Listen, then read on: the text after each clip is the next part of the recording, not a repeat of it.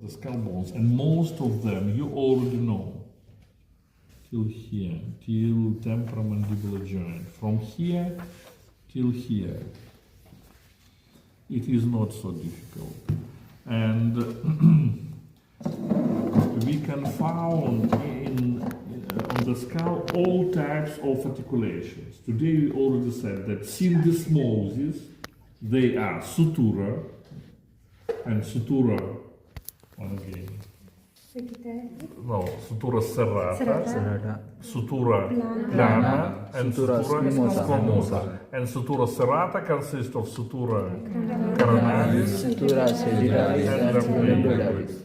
They are sutura. Then fontanelles in newborns, fronticulus anterior is present in time of first year of the life, and in the beginning of second year it should close. And posterior fontanelle, fronticulus posterior or occipital, it should close on the second month of the life. And in premature newborns, we can find fronticulus sphenoidalis and fronticulus mastoidus, and usually they also close on the second month of the life. Then, gymphosis, we already said, that is dento-alveolar articulation between tooth and alveolar dentalis. And ligaments. Ligaments here in the region of temporomandibular joint.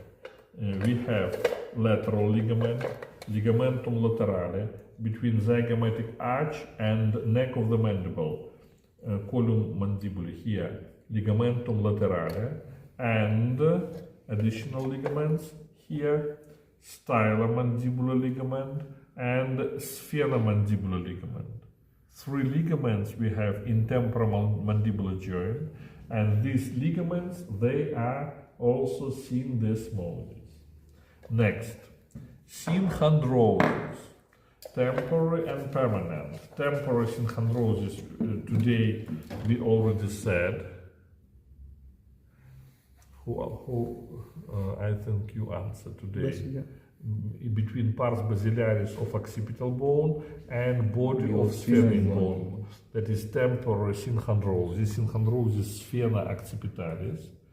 And at the age of 20, it's replaced into synostosis, os basilaris. Another temporary synchondrosis we have between sphenoid and ethmoid bone, that is synchondrosis spheno-ethmoidalis, two temporary synchondroses. And two permanent synchondroses. One is in the region of foramen lacerum, and on external base it closed foramen lacerum, that is synchondrosis sphena petrosa, between sphenoid bone and pars petrosa of temporal bone, synchondrosis sphena petrosa, in the region of foramen lacerum. And another permanent synchondrosis between temporal and occipital bone, and it's present in the region of jugular foramen, but it's not closed. It is part of jugular foramen, makes with the help of synchondrosis Pietroaccipitalis, two permanent synchondroses on the skull. Well, and now joint diarthrosis, joint that is between mandible and temporal bone, temporomandibular joint. Help me, is it simple or compound? Compound. It is simple. Because what?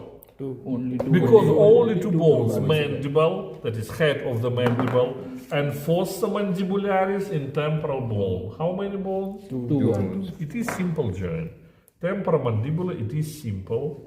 Then, who remember, what is the name of this process in temporal bone? Process is This is coronoid and this condyloid. If it is condyloid joint, what is the shape of temporomandibular joint? It is condyloid joint. Condyloid. Well, sometimes speak about ellipsoid. It is almost the same. Ellipsoid or condyloid. You will answer condyloid joint. Usually condyloid joints are axial joints, but temporomandibular joint has intra-articular disc, discus articularis, between articular surfaces. That is why it is complex joint, and this disc increase possibility for movement in this joint. That is why temporomandibular joint, multi-axial joint, which moves here. In frontal axis, we move mandible downward and upward in time of mastication. Yes, that is first frontal axis. In frontal axis, downward and upward. Then, along of sagittal axis, we can move mandible forward and backward. Protraction and retraction.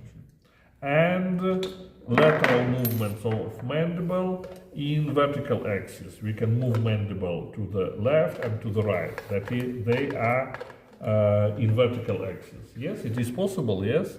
That is why temporomandibular joint is multi-axial. And it is combined joint because left and right temporomandibular joints work together. Yes, it is combined. One again, classification. Simple, because two articular surfaces. Condyloid joints or ellipsoid. It is complex because it has intra-articular discus. It is multi-axial and necessary to explain movements and axes, frontal axis, sagittal and vertical axis. And it is combined because right and left joints work together. Ligaments in this joint, I already said. That is all. That is all. You should repeat one again classification of articulations of skull bones. Tomorrow, I think I give you written test.